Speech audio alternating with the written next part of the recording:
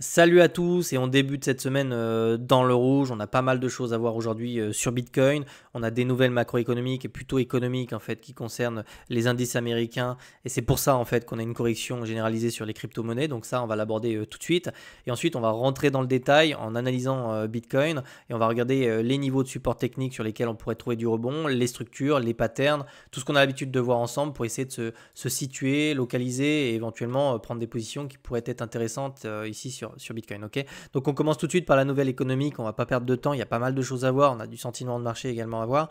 Qu'est-ce qui se passe en fait concrètement? On a les Chinois qui ont sorti une intelligence artificielle qui s'appelle DeepSeek, qui semble avoir coûté beaucoup moins cher que les intelligences artificielles américaines. D'accord, ils ont sorti ça plutôt rapidement et en plus de ça, elle est première en fait sur les plateformes de téléchargement mobile. Ok, donc ça en fait c'est plutôt une mauvaise nouvelle pour les indices américains et automatiquement ça entraîne le marché des crypto-monnaies avec lui. Donc pourquoi c'est une mauvaise nouvelle pour le marché américain? Parce que les Américains ont des intelligences artificielles qui sont extrêmement coûteuses, qui ont coûté peut-être 10, 15, 20 ou 30 fois plus cher en fait que cette intelligence artificielle chinoise. Donc ça montre qu'il y a quand même un problème au niveau de l'efficience. Ceci dit, si vous voulez mon avis, j'ai quand même l'impression que c'est un gros prétexte pour venir chasser. Pourquoi? Parce que franchement, la nouvelle est plutôt limitée en temps. C'est qu'une intelligence artificielle, d'accord. On parle pas d'une guerre ou de quelque chose de durable.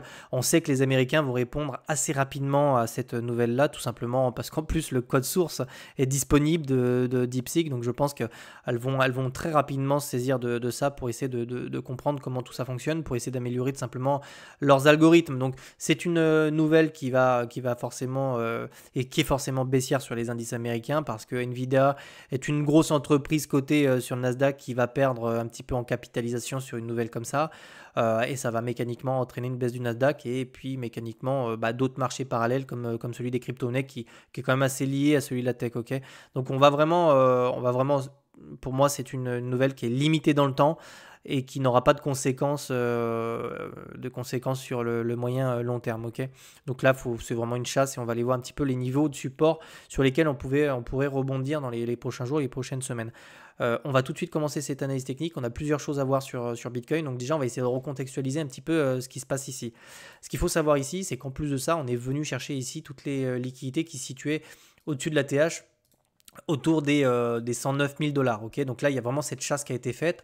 Donc les liquidités elles se situent plutôt en fait, elles se situent plutôt vers le bas en fait pour le moment, d'accord. Donc on est vraiment occupé à venir chercher toutes ces liquidités qui se situent principalement ici. Je vais venir te les noter, mais en gros elles se situent là jusqu'aux 95 000 dollars. Ici il y a une énorme pêche à faire pour les gros portefeuilles. On peut regarder ça. Donc là vraiment, ce que je te dis, on est vraiment venu chercher les liquidations. On voit qu'on a de nouvelles poches qui sont en train de se mettre au nord et ça c'est plutôt une bonne nouvelle pour nous, parce que tôt ou tard on viendra les chercher. Ce que tu dois savoir ici, c'est que toutes les liquidations qui se situent au nord sont des zones de distribution, ok, pour la smart money, les gros portefeuilles, etc. Et tout ce qui se situe dessous est de l'accumulation. Donc ici, il y en a certains qui achètent et qui ne vendent pas, d'accord. Ça, c'est de la vente forcée, donc automatiquement derrière, tu vas avoir des achats qui vont se faire sur ces ventes-là. Alors des liquidations, pourquoi et pourquoi on a autant de volatilité? Parce qu'en fait, ici, tous les ordres que tu vois sont des ordres au marché, ok. Donc c'est des clôtures de position. Qu'est-ce qui se passe quand le prix vient toucher en fait un de ces ordres? Mécaniquement, il passe au marché et il va enclencher l'ordre d'après, l'ordre d'après, l'ordre d'après, et c'est comme ça que tu peux avoir une accélération des prix à la baisse. Ok, c'est absolument pas de la panique ou quoi, ça peut faire paniquer certains investisseurs, mais en fait c'est un phénomène de déclenchement de stop automatique, etc. Donc surtout qu'il y avait des stops, d'accord, et des liquidations sur ces niveaux-là. Il y avait énormément de choses, d'accord. Donc ici on est venu saisir en gros, enfin, on est venu saisir d'une partie de ces liquidités. Rien ne nous dit ici qu'on peut pas venir chercher les 95 000 si on veut vraiment enfoncer le couteau. Ok, ça c'est quelque chose de possible. Donc ici, dites-vous que c'est probablement une zone d'accumulation en tout cas. Et il nous reste des liquidités quasiment jusqu'aux 95 000 dollars ici. Ok, donc très important d'aller checker ça. On va vraiment aller retourner sur notre graphique pour voir un petit peu ce qui se passe. Donc quand je vous disais que c'était des zones d'achat, on le voit bien ici en fait sur cette zone là. Donc là c'est pareil, quand on vient taper en fait ces localisations, d'accord, vous remarquez que vu que c'est de l'achat en fait très rapidement le prix il vient mécher dedans et on vient raballer. C'est pour ça qu'on a cette mèche ici. Ok, donc là en fait, ça nous montre que hop, la pêche a été faite, les achats sont passés. Maintenant, on essaie de réintégrer le niveau probablement des 38,2. D'accord. Donc là, je vais prendre mon Fibo, on va regarder un petit peu où il se situe. Alors, je vais prendre ces mèches là, je vais pas prendre ces mèches volatiles, ça va biaiser un peu mon analyse technique. On pourrait, mais on a vraiment le niveau des 38,2 qui se situe sur ces niveaux. Donc c'est un niveau symbolique, ok, qui nous permet de déterminer si on est toujours sur une tendance haussière ou pas. C'est-à-dire que tant qu'on maintient en fait les 38,2, donc tendance haussière de ce mouvement-là, d'accord? Si on maintient les 38,2 ici, on a tout espoir de dire que, bon, très bien, on a trouvé ici notre creux, d'accord? Parce que je le répète, pour se situer ici, on était sur une trend qui était baissière. On est passé de l'autre côté, d'accord? Trend baissière, pourquoi? Parce on faisait des sommets, des creux, des sommets, des creux qui étaient descendants. Donc on avait vraiment cette dynamique qui tirait vers le bas, d'accord? Tandis qu'ici, on est revenu faire un creux, un sommet qui était plus haut que le précédent. Donc on a vraiment cette dynamique qui s'est amorcée et qui est haussière. Donc l'idée ici, c'est de venir trouver en fait notre nouveau creux ascendant pour venir chercher derrière des structures en forme de W, des structures en forme d'épaule tête-épaule, des structures haussières, d'accord? Donc pour le moment, rien ne nous dit que d'ailleurs cette correction est terminée. On a vraiment un MACD ici qui plonge, d'accord? Pour l'instant, on a RSI qui s'approche tout doucement de la neutralité. Donc il y a des chances qu'on reste un petit peu sur ces niveaux-là, qu'on les visite un peu ou qu'on consolide, d'accord? Ou même qu'on fasse un petit pullback sur les 38,2 pour venir chercher plus bas, ok? Quoi qu'il arrive, ici, le premier scénario, c'est celui-là. On vient chercher un creux ascendant pour continuer cette dynamique. Donc le niveau d'invalidation, c'est celui-là, d'accord? Le premier niveau d'invalidation, c'est celui-là en bas de cette structure, d'accord? Pourquoi? Alors, ce que tu dois également savoir, donc je vais enlever tout ça, donc là, c'est vraiment du chartisme, c'est qu'on peut également être dans un autre cas, d'ailleurs, on est dans ce cas-là aussi, hein, d'accord? On a plusieurs prismes pour essayer d'observer le marché. On est également, en fait, dans ce range-là, d'accord? Donc, c'est un range soit de distribution, soit d'accumulation, ok? Donc, on a la borne basse, la borne haute, la borne basse, la borne haute, et on est également dans ce range-là. Donc, en fait, si on vient casser ce creux-là, qu'on n'arrive pas à le maintenir, on peut venir, en fait, sans problème, venir chercher le bas du range. C'est une possibilité qu'on ne peut pas écarter, ok? C'est pas ce que je privilégie à l'heure actuelle parce qu'on a quand même du momentum sur BTC. Mais si vraiment on voulait se faire peur et aller chasser un petit peu plus bas, on pourrait très bien venir chercher le range. On pourrait même le casser par le bas, d'accord? Donc pour le moment, ce n'est pas des scénarios qu'on va aborder parce qu'on est très loin de ça, mais je l'aborde parce qu'il est possible en fait que ça puisse, c'est pas quelque chose d'impossible, ok? Pour le moment, on va vraiment se concentrer sur ce qui se passe dans cette localisation-là. Pour ça, on va descendre tout de suite en 4 heures et on terminera après pour le sentiment de marché. Donc là, on voit vraiment la chasse a été faite, tout de suite ça a été ravalé par de l'achat. Donc c'est plutôt bon signe en réalité de venir chercher d'abord toutes ces localisations-là parce que d'abord on vient chercher de l'accumulation, ensuite on vient chercher de la distribution un petit peu plus haut. D'accord? Donc ça, c'est plutôt bon signe de d'abord venir chercher tout ce qui se situe par le bas. Ok? Donc vraiment, on peut descendre, je le répète, jusqu'aux 96 000, 95 000 $.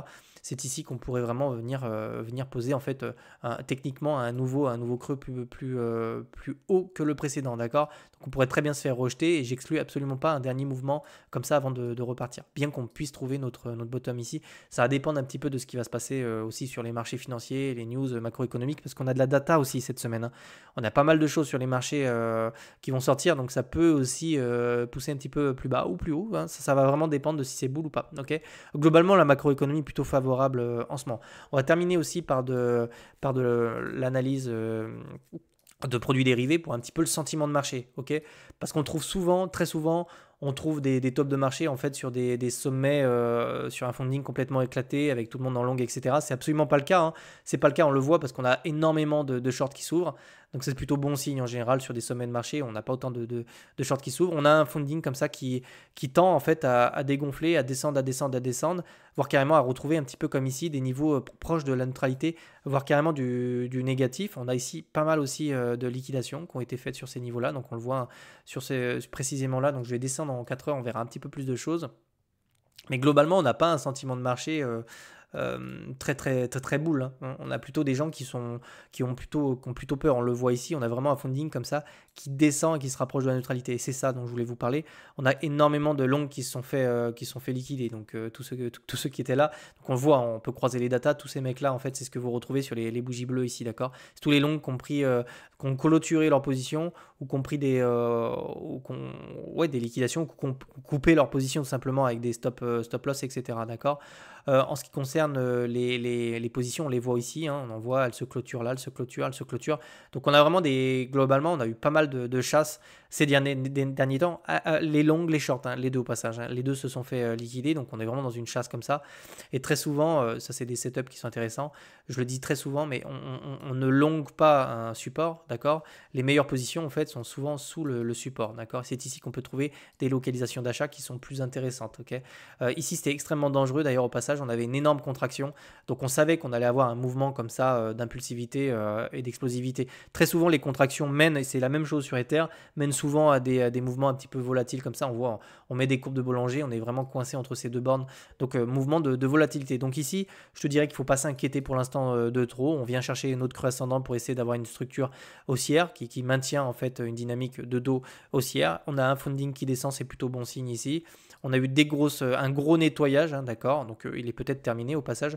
On a quand même un gros nettoyage de tous les mecs qui étaient en longue l'été, les fous du levier qui longuent à la moindre occasion ici. Donc maintenant, on essaie de maintenir cette dynamique haussière, ok, sur Bitcoin pour venir essayer de retrouver ces niveaux-là afin de s'échapper de cet ATH pour venir chercher des nouvelles découvertes de prix. Donc voilà, pour le moment, je te dirais qu'il faut rester calme, les choses se passent plutôt bien, on a plutôt des bonnes nouvelles. Donc je pense qu'ici on est simplement sur une chasse au stop, d'accord. Voilà, cette semaine je ferai une vidéo sur Tao parce qu'il se passe des choses intéressantes dessus. Je ferai peut-être une mise à jour aussi sur Ether si vous voulez. Je vous souhaite de passer une excellente journée et je vous retrouve demain. Ciao ciao.